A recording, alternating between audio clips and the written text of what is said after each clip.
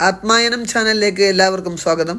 തെയ്യം കാണുക, ആസ്വദിക്കുക എന്നതിലുപരി തെയ്യത്തെ അറിയുക എന്ന ലക്ഷ്യവുമായി എന്നോടൊപ്പം സഞ്ചരിക്കുന്ന എല്ലാവരോടും ഞാൻ എൻ്റെ സന്തോഷവും നന്ദിയും അറിയിക്കുന്നു. രൂപം കൊണ്ടും ആട്ടം കൊണ്ടും ഏറെ സവിശേഷത അർഹിക്കുന്ന ഘണ്ടാകർണൻ എന്ന തെയ്യത്തെക്കുറിച്ചാണ് ഈ വീഡിയോ. തെയ്യത്തിൻ്റെ പുരാവൃത്തത്തിലൂടെ പറഞ്ഞു വച്ചിരിക്കുന്ന സാമൂഹ്യ നിർവഹണങ്ങൾ തെയ്യക്കളത്തിൽ എങ്ങനെയെല്ലാം പ്രകടമാകുന്നു തുടങ്ങിയ കാര്യങ്ങളാണ് ഞാൻ ഈ വീഡിയോയിലൂടെ അവതരിപ്പിക്കുന്നത്.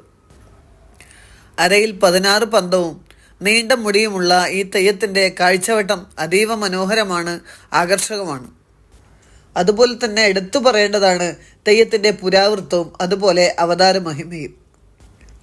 പേര് സൂചിപ്പിക്കുന്നത് പോലെ സാക്ഷാൽ പരമശിവന്റെ കണ്ഠത്തിൽ ജനിച്ച് കർണത്തിലൂടെ പുറത്തു വന്ന മൂർത്തിയാണ് ഘണ്ടാകർണൻ. ഘണ്ടാകർണന്റെ പുരാവൃത്തം വസൂരിമാല എന്ന തെയ്യത്തിന്റെ പുരാവൃത്തവുമായി ബന്ധപ്പെട്ട് കിടക്കുന്നു. ഈ രണ്ട് തെയ്യത്തിന്റെ പുരാവൃത്തവും നമ്മെ കൂട്ടിക്കൊണ്ടുപോകുന്നത് ദാരിക നിഗ്രഹത്തിലേക്കാണ്.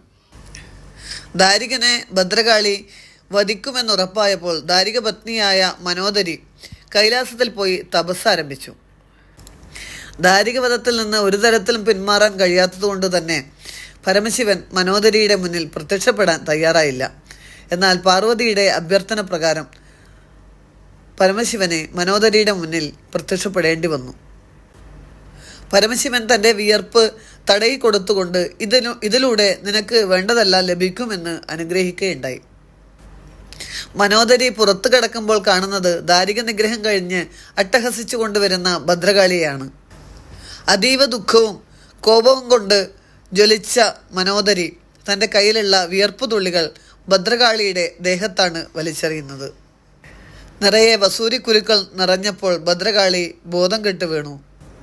ഇങ്ങനെ ഭദ്രകാളിയുടെ വസൂരി ഇല്ലാതാക്കുവാൻ വേണ്ടിയിട്ടാണ് ഘണ്ടാകർണൻ അവതരിക്കുന്നത്. ഈ മനോദരിയാണ് പിന്നീട് വസൂരിമാല തെയ്യമായി മാറുന്നത്.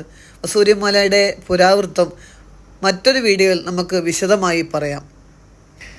ഘണ്ടാകർണൻ രോഗമൂർത്തിയാണ്. ഭദ്രകാളിയുടെ ദേഹത്തുള്ള എല്ലാ വസൂരിക്കുരുക്കളും ഘണ്ടാകർണൻ നക്കിത്തുടച്ചാണ് ഇല്ലാതാക്കുന്നത്. അവസാന ഘട്ടത്തിൽ മുഖത്തേക്കെത്തിയപ്പോൾ ഭദ്രകാളി ഘണ്ടാകർണനെ തടയുകയാണ്. ഭദ്രകാളി പറഞ്ഞു, നമ്മൾ സഹോദരന്മാരാണ്, അവർ ഒരിക്കലും മുഖത്തോട് മുഖം ചേർക്കരുത്, അത് നിഷിദ്ധമാണ് എന്ന്.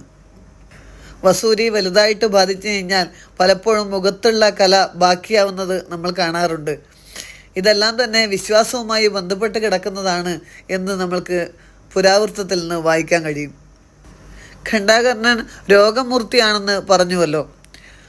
ഈ രോഗമൂർത്തി എങ്ങനെയാണ് തെയ്യക്കളത്തിൽ രോഗത്തെ ഇല്ലാതാക്കുന്നത് എന്നാണ് ഇനി അടുത്തതായി പറയാൻ പോകുന്നത്. തെയ്യത്തിൻ്റെ അരയിൽ 16 പന്തങ്ങളാണ് ഉള്ളത്.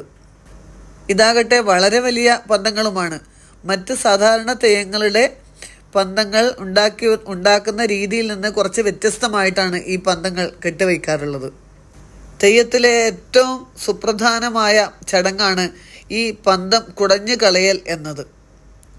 സാധാരണ തെയ്യത്തിൻ്റെ പന്തങ്ങൾ അവസാന ഭാഗത്ത് അത് അഴിച്ചു വെക്കുകയാണ് ചെയ്യുക. എന്നാൽ ഈ തെയ്യാട്ടത്തിലാകട്ടെ ഈ പന്തങ്ങളെല്ലാം തന്നെ ആട്ടത്തിലൂടെ തന്നെ കുടഞ്ഞു കളയും. വസൂരി എന്ന രോഗത്തെ കുടഞ്ഞു കളയുന്നതിൻ്റെ അല്ലെങ്കിൽ ഇല്ലാതാക്കുന്നതിൻ്റെ പ്രതീകമായിട്ടാണ് ഈ പന്തം കുടഞ്ഞു കളയൽ. തെയ്യം അതിവേഗത്തിൽ കറങ്ങുമ്പോൾ ഈ പന്തങ്ങളെല്ലാം തന്നെ തീഗോളങ്ങളായി ചുറ്റും വിതറുന്നത് കാണാം. വേനൽക്കാലത്താണല്ലോ തെയ്യാട്ടങ്ങളെല്ലാം നടക്കുന്നത്, അതായത് തുലാവും 10-ന് ശേഷമാണ്. ഈ സമയത്ത് തന്നെയാണ് നാട്ടിൽ ചിക്കൻ ബോക്സ് പോലുള്ള അസുഖങ്ങൾ ധാരാളമായി വന്നു ചേരുന്നതും. വസൂരി പോലുള്ള രോഗങ്ങൾക്ക് വേണ്ടത്ര ചികിത്സയൊന്നും ഇല്ലാത്ത ഒരു കാലഘട്ടത്തിൽ, അതായത് വാക്സിനൊന്നും ഇല്ലാത്ത ഒരു കാലഘട്ടത്തിൽ ഈ രോഗത്തെ അല്ലാതെ ഭയപ്പെട്ടിരുന്നു ജനത. രോഗത്തെ ഭയക്കേണ്ടതില്ല, അതിനെ കുടഞ്ഞു കളയാൻ, അതിനെ ഇല്ലാതാക്കാൻ ദൈവം ഉണ്ട് എന്നുള്ളൊരു വിശ്വാസം സമൂഹത്തിൽ അടിയുറച്ചു നിന്നിരുന്നു. തെയ്യം കാണാൻ എത്തുന്നവർക്ക് അങ്ങനെ ഒരു അനുഭവം ഉണ്ടാക്കി കൊടുക്കുന്ന വിധത്തിലാണ് തെയ്യത്തിൻ്റെ ചടങ്ങുകളെല്ലാം ക്രമീകരിച്ചിരിക്കുന്നത്. നിത്യജീവിതത്തിൽ തെയ്യാട്ടത്തിന് എത്രമാത്രം പ്രാധാന്യമുണ്ട് എന്നാണ് ഞാനിവിടെ പറഞ്ഞു വെക്കാൻ ഉദ്ദേശിക്കുന്നത്. അതിലപ്പുറം അതിനൊരു ശാസ്ത്രീയത കൂടെയുണ്ട്. ഈ പന്തങ്ങൾ കെട്ടിവെച്ചുകൊണ്ട് അതിവേഗത്തിൽ ആടുമ്പോൾ സ്വാഭാവികമായിട്ടും ഈ ചൂട് ആ അന്തരീക്ഷത്തിൽ മുഴുവനും പരക്കുന്നുണ്ട്. അന്തരീക്ഷത്തിലുള്ള രോഗാണുക്കളെ ഇല്ലാതാക്കാൻ ഈ പന്തങ്ങൾക്ക് സാധിക്കുമെന്നതാണ്.